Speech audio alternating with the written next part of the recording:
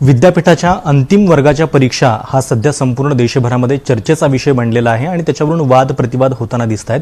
आणि ज्या UGCनं या संदर्भात गाईडलाईन्स जारी केलेल्या आहेत त्या UGCचं नेमकं याच्या पाठीमागचं म्हणणं काय आहे, त्यांची भूमिका काय आहे हे जाणून घेण्यासाठी आत्ता माझ्यासोबत आहेत UGCचे vice chairman doctor Bhushan Patwardhan sir. हे UGCमध्ये व्हाईस चेअरमन म्हणून काम करत आहेत आणि एक मराठी व्यक्ती UGCमध्ये उच्च स्तरावरती काम या ठिकाणी करते आणि आपण त्यांच्याकडून समजून घेणार आहोत की या सगळ्या विषयामध्ये UGCची नेमकी भूमिका काय आहे.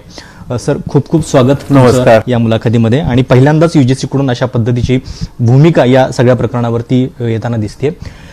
हा जो एक निर्णय झाला किंवा गाईडलाईन्स आल्या त्याच्या संदर्भात नेमकं काय म्हणणं आहे की परीक्षा का व्हाव्यात असं UGCला वाटतं?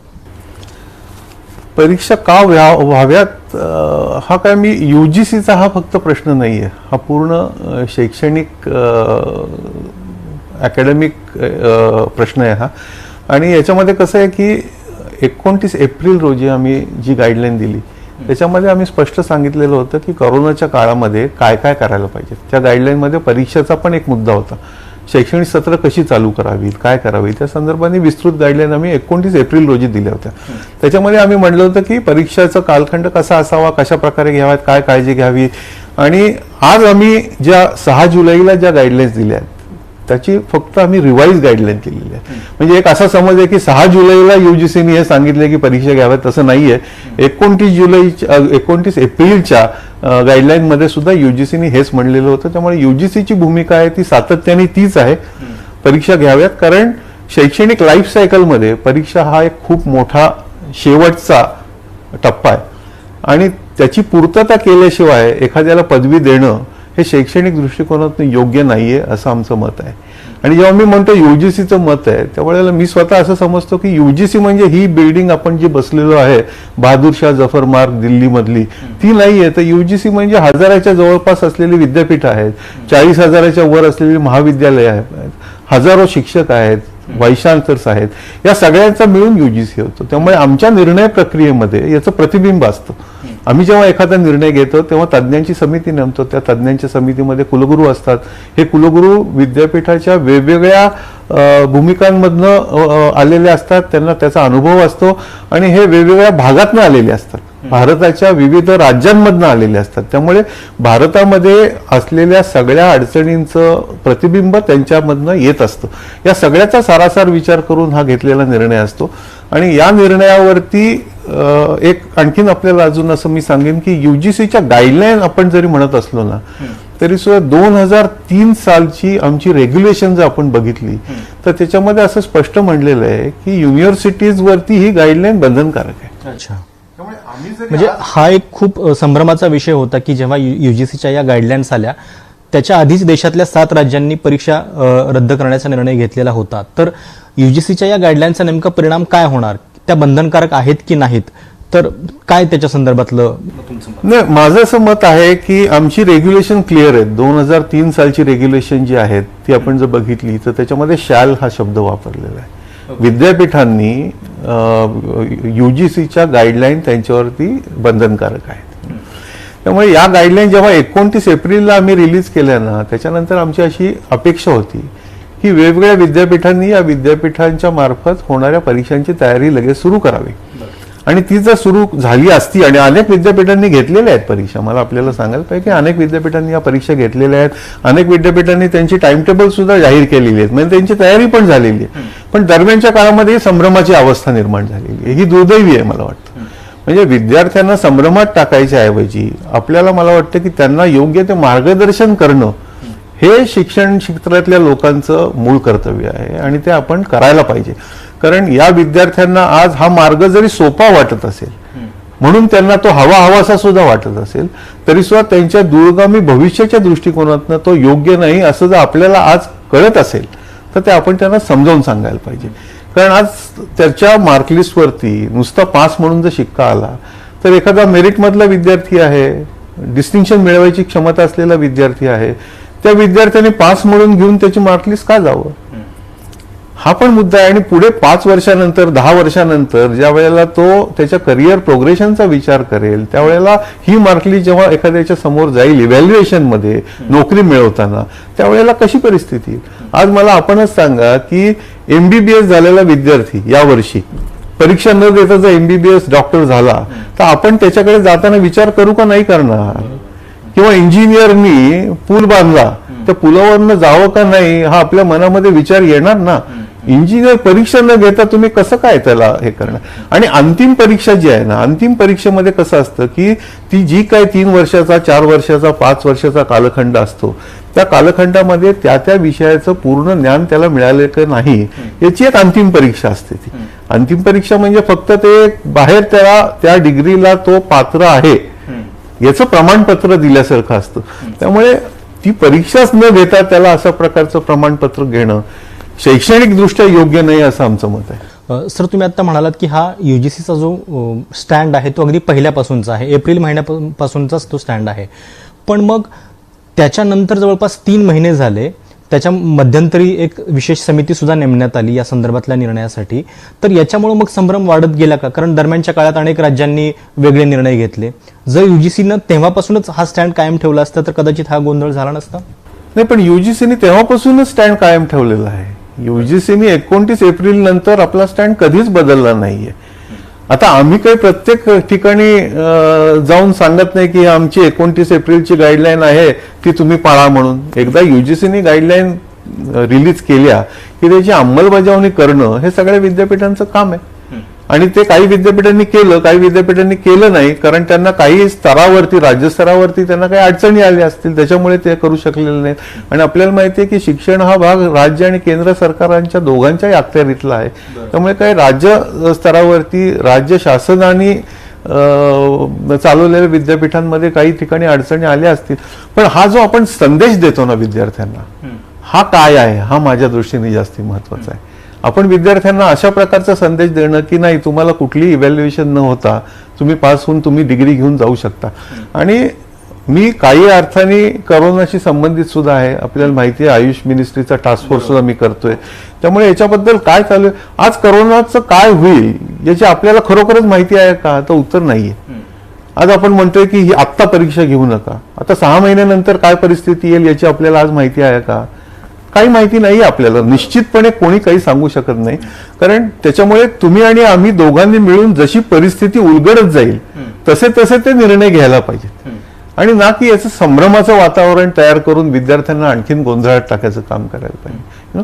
तर याच्यातनं लवकरात लवकर चांगला शैक्षणिक दृष्टिकोनातनं योग्य, विद्यार्थ्याच्या भविष्याच्या दृष्टीने योग्य असा जो UGCने निर्णय घेतलेला आहे त्याची अंमलबजावणी लवकरात लवकर कशी करता येईल याच्यावरती मला वाटतं आपण लक्ष केंद्रित केलं पाहिजे.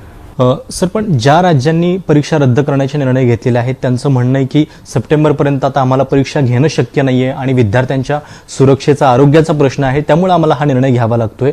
तर त्याच्याबद्दल तुमचं म्हणणं काय? जर आता ऑलरेडी अशा पद्धतीने निर्णय झालेले आहेत तर ते परत त्यांना बदलावे लागतील? नाही, मला असं वाटतं की मला कल्पना नाही की अशा काय त्यांना अडचणी आहेत किंवा का ते करू शकत नाहीयेत किंवा ज्या विद्यापीठांनी ते केलेत ऑलरेडी त्यांनी कसं करू शकलेले आहेत. अनेक विद्यापीठांनी हे केलेले सुद्धा आहेत ना, परीक्षा घेतलेले सुद्धा आहेत. आज तंत्रज्ञानाचा आपण वापर करू शकतो आणि UGCने तर पूर्ण मोकळीक दिली आहे की तुम्ही ऑनलाईन घ्या, तुम्ही ऑफलाईन घ्या, तुम्ही ब्लेंडेड घ्या, कशा प्रकाराने परीक्षा घ्यायच्या, कुठे परीक्षा घ्यायच्या हे सर्व विद्यापीठ ठरवू. विद्यापीठ ही स्वायत्त आहेत. त्यामुळे UGC प्रत्येक ठिकाणी डायरेक्टिव्ह नाही देत. UGC ब्रॉड गाईडलाईन देते. त्या ब्रॉड गाईडलाईनच्या अंतर्गत कसं करावं हे मायक्रो डिटेल जे आहेत ना ते त्या राज्यांमधल्या परिस्थितीनुसार त्या विद्यापीठांनी घ्यायचे निर्णय आहेत. आता काही ठिकाणी करोनाची परिस्थिती सुधारत असेल तर काही ठिकाणी ते घेऊ शकतील, काही ठिकाणी ते अजून सुधारत नसेल तर ते अजून थोड्या दिवसांनी घेऊ शकतील. आम्ही तोही पर्याय दिलेला आहे की समजा विद्यार्थ्यांना सप्टेंबरमध्ये नाही परीक्षा देता आल्या तर विद्यापीठांनी त्या नंतर घ्याव्यात, हा सुद्धा पर्याय दिलेला आहे. म्हणजे आम्ही पर्याय देताना असे दिलेले आहेत की कुठल्याही पद्धतीने विद्यार्थ्यांवरती अन्याय होणार नाही. विद्यार्थ्याला कुठल्याही परिस्थितीमध्ये सुरक्षिततेच्या, आरोग्याच्या दृष्टिकोनातून कुठल्याही गोष्टींना सामोरं जायला लागणार नाही याची आम्ही खबरदारी या गाईडलाईनमध्ये घेतलेली आहे. ऑनलाईन पण एक पर्याय देण्यात आलेला आहे, पण त्याच्याबद्दल सुद्धा काही मुद्दे उपस्थित होत आहेत. काही लोक म्हणतात की ग्रामीण भागामध्ये त्याची कनेक्टिव्हिटी नाही आहे, तर हे प्रश्न कसं? अगदी बरोबर आहे, ग्रामीण भागामध्ये सगळीकडेच ऑनलाईनची हे नाहीये.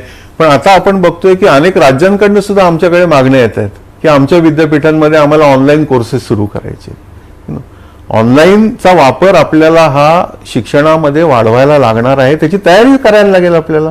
ऑनलाईन इन्फ्रास्ट्रक्चर वाढवायला लागेल आणि ऑनलाईन इन्फ्रास्ट्रक्चर वाढवणं हे आजच्या परिस्थितीमध्ये गरजेचंच राहणार आहे. त्यामुळे आज तुम्हाला घेता येत नाहीये ते मान्य आहे, पण त्या कशा घेता येऊ शकतील याची तयारी तरी आपण केली का? एप्रिल महिन्यापासून आजपर्यंत जर आपण त्या तयारीला लागलो असतो तर कदाचित अनेक ठिकाणी आपण ही परिस्थिती सुधारू सुद्धा शकलो असतो. त्यामुळे परिस्थितीमध्ये जे बदल होत आहेत ना त्याचा आढावा घेऊन त्या दृष्टीने वाटचाल आपल्याला करायची हे आपण जर ठरवलं तर आपण निश्चितपणे एकत्र हे काम करू शकू. हे करता येणार अडचणी तर आहेतच. भारतासारख्या देशामध्ये प्रत्येक भागामध्ये आता युजीसी मध्ये बसून आम्हाला पूर्ण भारताचा विचार करायचा आहे. त्याच्यामध्ये एवढी विविधता आहे, एकेका ठिकाणची एवढी विविधता आहे. काही ठिकाणी खूप चांगली कनेक्टिव्हिटी असेल, काही ठिकाणी नसेल. त्यामुळे आम्ही युजीसी मध्ये सुद्धा हा विचार करतोय की विद्यापीठांना आम्ही जे अनुदान देतो त्या अनुदानामध्ये ऑनलाईनची स्ट्रेंथन करण्यासाठी, पूर्वी आम्ही हॉस्टेलसाठी अनुदान देत असू, आज आम्ही इन्फ्रास्ट्रक्चर ऑनलाईनचं स्ट्रेंथन करण्यासाठी द्यायचा विचार करतोय. तर आमच्या दृष्टीने सुद्धा आम्ही हा विचार सुरू केलेला आहे. हे इन्फ्रास्ट्रक्चर आपल्याला वाढवायचंय, वाढवत न्यायचं आहे. दरम्यानच्या काळामध्ये काय करायचं आहे याचे आपल्याला अनेक विविध मार्ग शोधू शकतो आपण. मला अशी खात्री आहे की असा अशी कुठलीही बाब नाही की आपण एकत्रितरित्याने तो सोडवू नाही शकणार. आपण जर करायचं ठरवलं तर आपण निश्चित करू शकतो. मला तुम्हाला सांगायला आनंद, भारतातल्या अनेक महाविद्यालयांनी, ग्रामीण भागातल्या महाविद्यालयांनी सुद्धा ज्या वेळेला हे आलं त्यावेळेला ऑनलाईन शिक्षण सुरू केलं. अनेक ठिकाणी शिक्षकांनी स्वतः शिकून ऑनलाईन वर्ग सुरू केले. स्वयंसारखा आमचा जो मोठा प्लॅटफॉर्म आहे त्याचा उपयोग करून शिक्षणामध्ये हे असे बदल खूप झपाट्याने आणि ज्या गतीने, उदाहरणार्थ वेबिनार सारखा जो प्रकल्प आहे ना, ज्या गतीने शिक्षण क्षेत्रामध्ये जो अडॉप्ट केला गेला ते माझ्या दृष्टीने खूप उत्साहवर्धक. तुमचं म्हणणं आहे की ऑनलाईन पद्धतीनं सुद्धा परीक्षा घेणं अशक्य नाहीये, ते होऊ शकतं. हा, आज शक्य नसेल काही ठिकाणी, मी मान्य करतो, पण उद्याला ते शक्य होईल. आणि ज्या ठिकाणी आज शक्य नाहीये त्या ठिकाणी आम्ही ऑनलाईनच्या ऐवजी ऑफलाईनची सुद्धा परमिशन दिलेली आहे. आता प्रश्न असा आहे की काही विद्यार्थी परगावी गेलेले, त्यांच्या गावी गेलेले, त्यांनी काय करावं? प्रत्येक गोष्टीवरती मार्ग सुचू शकतो. जे विद्यार्थी परगावी गेलेले आहेत, आता पुणे विद्यापीठामधला विद्यार्थी हा कुठेतरी लांब गेलेला असला, तो ज्या कुठल्या गावात असेल त्या गावामध्ये तुम्ही प्रॉक्टेड एक्झाम त्याची घेऊ शकता. त्या गावामध्ये शाळा असतील, त्या गावामध्ये कॉलेजेस असतील, त्या गावामध्ये कलेक्टर कचेरी असेल, त्या गावामध्ये मामलेदार कचेरी असेल, त्या गावामध्ये पोलीस असतील, त्यांच्या सहकार्यांनी तुम्ही त्या ठिकाणी प्रॉक्टेड एक्झामिनेशन, रिटर्न एक्झामिनेशन घेऊ शकता. तुम्ही एका वेळेला ईमेलच्या द्वारे किंवा व्हॉट्सअपच्या द्वारे ही प्रश्नपत्रिका तिकडे पाठवू. अनेक गोष्टी आहेत, मी काही थोड्या सांगतोय, अनेक गोष्टी आहेत की ज्याच्यातनं आपल्याला जर मार्ग काढायचा झाला तर आपण तो मार्ग काढू शकतो. हजारो मैल असलेल्या विद्यार्थ्याची परीक्षा सुद्धा तुम्हाला इथं बसून घेता येऊ शकते. आज घ्यायची आपण ठरवली तर आपण हे ठरवायला पाहिजे, नाही आपण हे करायला पाहिजे. ह्याची शैक्षणिक दृष्टिकोनातनं, विद्यार्थ्याच्या दृष्टिकोनातनं, विद्यार्थ्याच्या भविष्याच्या दृष्टिकोनातनं याची गरज आहे.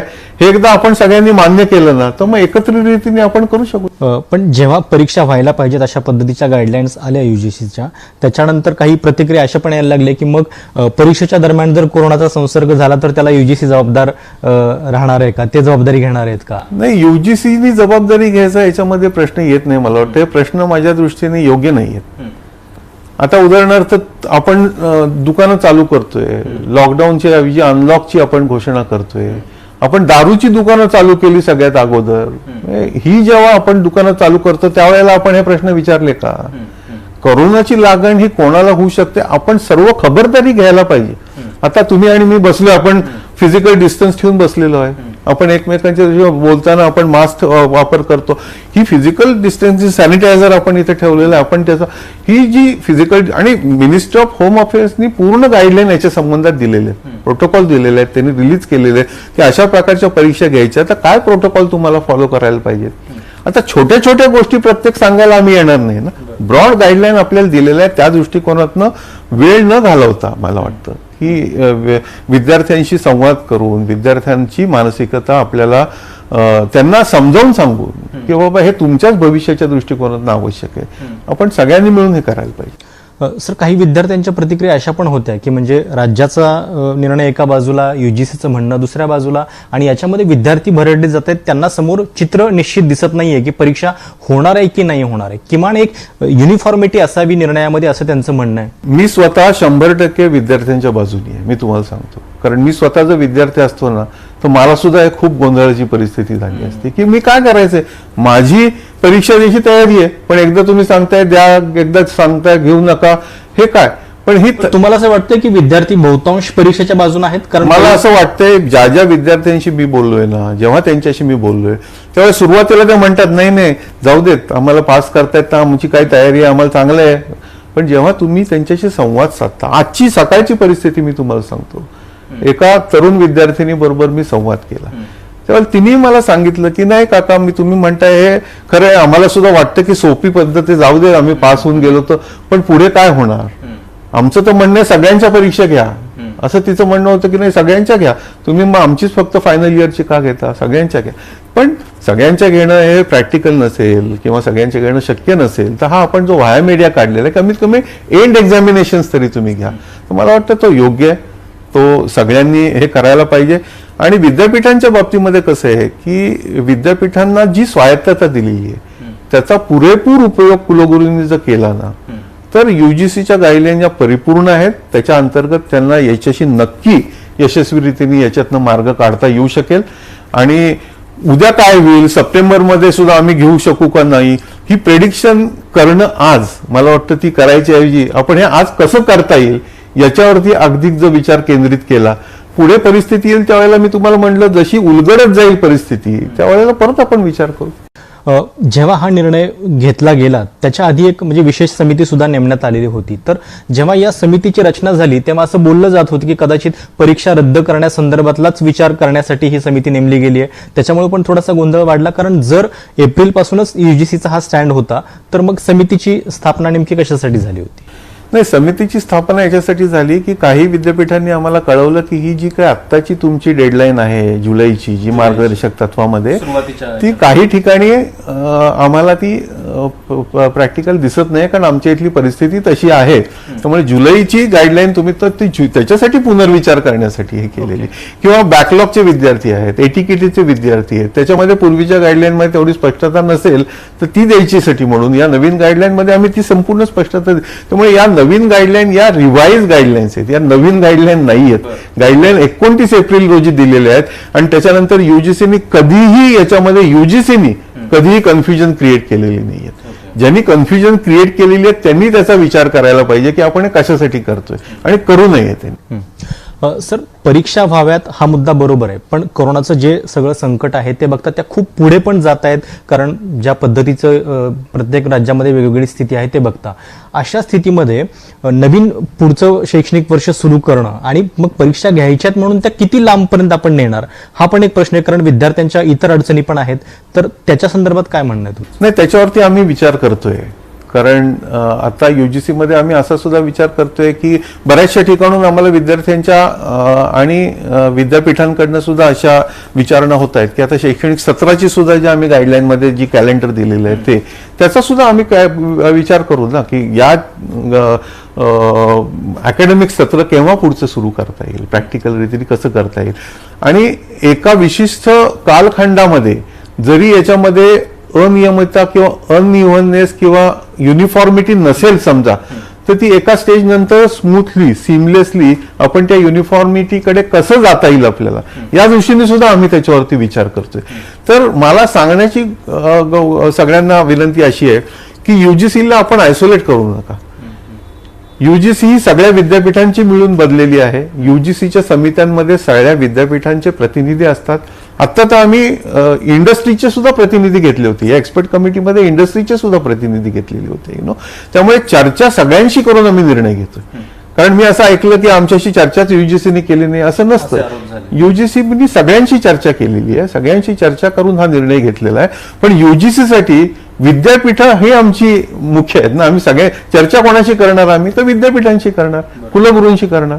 तर त्यांच्याशी आम्ही चर्चा करून त्यांना या निर्णय प्रक्रियेमध्ये सहभागी करून हे निर्णय घेतले. पण अनेक राज्यांनी फेरविचार करा अशा पद्धतीची पत्र युजीसीला लिहिलेली आहेत, तर त्याच्या संदर्भात काही फेरविचार होऊ शकतो? नाही, याच्यात फेरविचार नाही आता तरी काही होऊ शकणार नाहीये, कारण ह्याच्यामध्ये युजीसीला आता हे संभ्रम संपवायच्या मध्ये इंटरेस्ट आहे. विद्यार्थ्यांच्या दृष्टिकोनातून पुढे कसं जाता येईल याच्यामध्ये आपल्याला लक्ष केंद्रित करायला पाहिजे.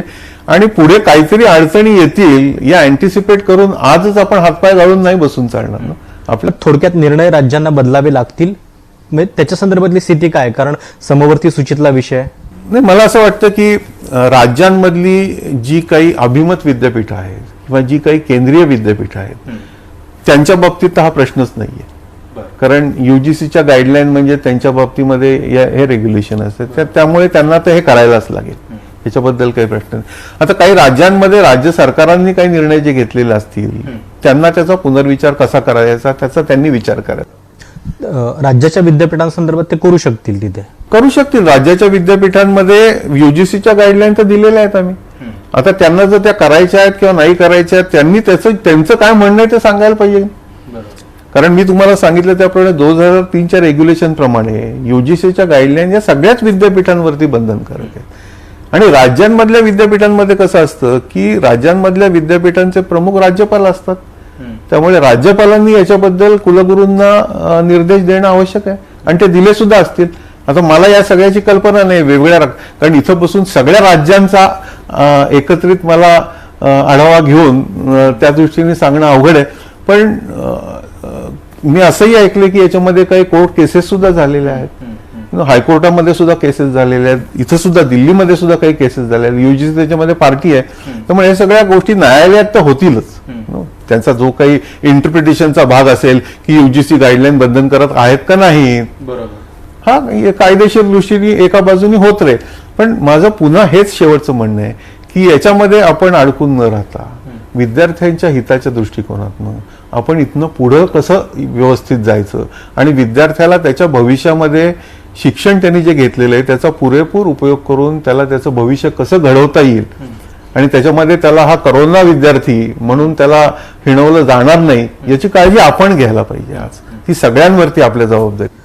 सर, शेवटचा प्रश्न. कोरोनासारखं एक अभूतपूर्व संकट सगळ्या जगावरती आहे आणि याच्यामध्ये शैक्षणिक क्षेत्राचं सुद्धा खूप नुकसान झालेलं आहे किंवा एक अनिश्चितता दिसते विद्यार्थ्यांमध्ये.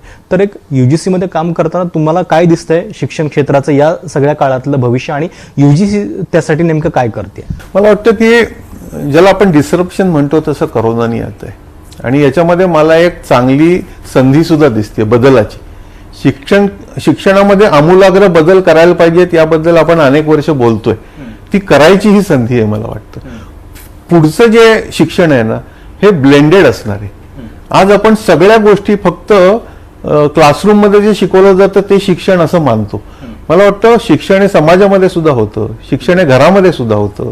शिक्षण हे फक्त क्लासरूम मध्ये मी शिकवतोय ते शिक्षण ही भूमिका शिक्षकांना सुद्धा बदलायला लागणार आहे. त्यामुळे ऑनलाईन शिक्षणाचा भाग, मूकचा भाग हा खूप मोठा वाढणार आहे. माहिती देणं हा जो शिक्षणाचा जो भाग आहे ना आजच्या घटकेला तो भाग पूर्णपणे ऑनलाईन जाऊ शकतो. भारतीय परंपरेनुसार 4 भागांमध्ये मी हे डिवाइड करतो: आदिधी, बोध, आचरण आणि प्रचारण. आदिधीचा जो भाग आहे इन्फॉर्मेशन अँड नॉलेज कलेक्शन, तो भाग आज शिक्षकांची त्याच्यात गरजच नाही असं माझं मत. ऑनलाईन पूर्ण होऊ शकतं ते. आज काही ठिकाणी ऑनलाईन नसेल, टीव्हीच्या माध्यमातून होऊ शकतो. मला तुम्हाला सांगायला आनंद वाटतो की कन्स्ट्रक्टिव्ह पॉझिटिव्ह काम कसं याचं एक उदाहरण म्हणून तुम्हाला मी सांगतो. तिलीमिली नावाने महाराष्ट्रामध्ये एक फार छान प्रकल्प MKCL केलेला आहे. 3री ते 8वीच्या विद्यार्थ्यांच्या अभ्यासक्रमाचे सर्व टेलिव्हिजनवरती अतिशय रंजक पद्धतीने त्यांनी मांडायचं काम. म्हणजे एखाद्याला गावामध्ये तर टीव्ही तर आहेच आहे ना, कनेक्टिव्हिटी नसेल टीव्ही आहे, त्या टीव्हीवरती संपूर्ण शाळेत जशी क्लासरूम होईल तशी क्लासरूम अत्यंत रंजक पद्धतीने तिथं तुम्हाला घेऊ शकतो. असे आपल्याला मोठमोठे प्रयोग सहज करता येणं शक्य आहे. तर हे जे आहे उरलेला जो भाग आहे की जो लर्निंग बाय डुईंग असतो, बोध म्हणजे त्या ज्ञानाचा तुम्हाला माहितीचा उपयोग करून ज्ञानामध्ये कसं कन्वर्ट करावं, त्याच्यामध्ये शिक्षकाचा सहभाग आहे. त्याला मेंटॉर म्हणून काम करायला लागेल शिक्षकाला. 3रा जो भाग आहे प्रॅक्टिकलचा आहे. तुमच्या सायन्सचा असेल तर तो लॅबमध्ये जाईल, सोशल सायन्सचा असेल तो समाजामध्ये जाईल, इंजिनिअरिंगचा असेल वर्कशॉपमध्ये जाईल. हे जे प्रत्यक्ष कार्यातनं मिळणारा अनुभव आहे तो 3रा भाग आहे. आणि 4था भाग आहे तो मी सगळं जे मिळवलेलं ज्ञान आहे त्याचा प्रत्यक्ष अंगीकार करणं. तो या सगळ्या 4 भागांमध्ये जे शिक्षण विभागलेलं आहे त्याचा आपल्याला विचार करायला पाहिजे आणि आपल्याला या बंदिस्त विचारातनं बाहेर पडायला पाहिजे की विद्यापीठामध्ये कॅम्पसवरती क्लासरूम मध्ये शिक्षकांनी शिकवलेलं म्हणजे शिक्षण, याच्यातनं बाहेर पडायची गरज आहे. आणि मला वाटतं 50% आपण याच्यातनं बाहेर जरी पडू शकलो तरी सुद्धा फिजिकल डिस्टन्सिंगच्या माध्यमातून पुढचं एज्युकेशन आपल्याला निश्चितपणे करता येईल. याच्यातनं 50% आपले पैसे वाचू शकतात, 50% आपले श्रम वाचू शकतात, 50% आपली जागा वाचू शकते. हे सगळं आणि हे पुढे येईल. ब्लेंडेड एज्युकेशन आपल्याला तयार राहायला आणि त्याची तयारी सुरू ऑलरेडी लोकांनी बऱ्याच ठिकाणी केलेली आहे. मी म्हणलं तसं अनेक महाविद्यालयांमध्ये सुद्धा, ग्रामीण भागातल्या महाविद्यालयांमध्ये सुद्धा त्यांनी या पद्धतीने स्वयंचे कोर्सेस घेऊन शिकवण्याचं काम सुरू केलं. मला वाटतं भविष्य खूप चांगलं आहे. या संधीचा अडचणी तर आहेतच, पण या अडचणीतनं माग काढण्यासाठी आपल्याला सगळ्यांना एकत्र येऊन या आलेल्या ऍडव्हर्सिटीचा संधीमध्ये उपयोग करून कसं पुढे जाता येईल या दृष्टीने आपण एकत्र काम करणं हे माझ्या दृष्टीने खूप महत्वाचं आहे. या जे सायलोज आपण केलेले आहेत ना, मग ते राजकीय असोत, सामाजिक असोत, हे आपण बंद करायला पाहिजे. आपण विद्यार्थ्याचं आणि राष्ट्राचं आणि समाजाचं हित समोर ठेवून जे योग्य आहे ते आपल्याला करणं गरजेचं आहे. सर, खूप खूप धन्यवाद आमच्याशी बातचीत केल्याबद्दल. धन्यवाद. तर हे होते डॉक्टर भूषण पटवर्धन, UGCचे व्हाईस चेअरमन. आणि या संपूर्ण प्रकरणामध्ये अंतिम वर्गाच्या ज्या परीक्षा घ्यायच्या संदर्भात UGCनं गाईडलाईन दिल्या आहेत त्या नेमक्या कशासाठी हव्यात, UGCची त्या संदर्भातली भूमिका काय आहे आणि राज्यांना हे निर्णय बंधनकारक आहेत की नाहीत, या सगळ्या संदर्भात त्यांनी सविस्तर आणि स्पष्टपणे आपल्याशी बातचीत केलेली आहे. कॅमेरामॅन वेद पांडेसह प्रशांत कदम, ABP माझा, नवी दिल्ली.